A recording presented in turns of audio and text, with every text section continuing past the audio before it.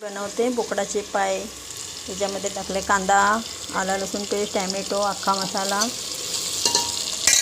चांगला झालेला आहे। ते आपले हळद, धना पावडर, काला मसाला, गरम मसाला, साधा मसाला आणि हे माझे सिक्रेट मसाले आहेत, ज्याने मटणाला, कालवणाला, आता या बोकडाच्या पायांना सुद्धा चांगली चव येणार। आपला मटण पाय झणझणीत होणार। एक जीव करून घेऊया आपण।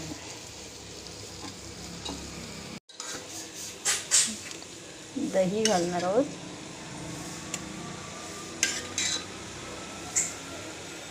चार चमचे दही,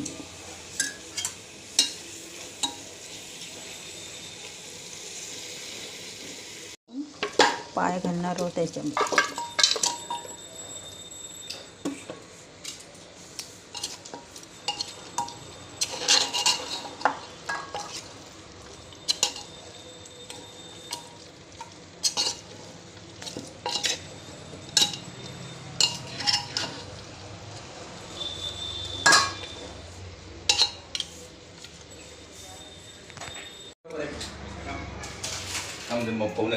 हॅलो,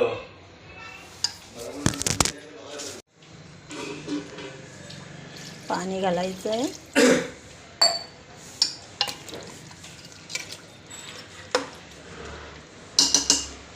शिजत लावूया। आपले बोकडाची पाय ही रेडी आहेत। मस्त अशी शिजले बघा, छान शिजले तसे।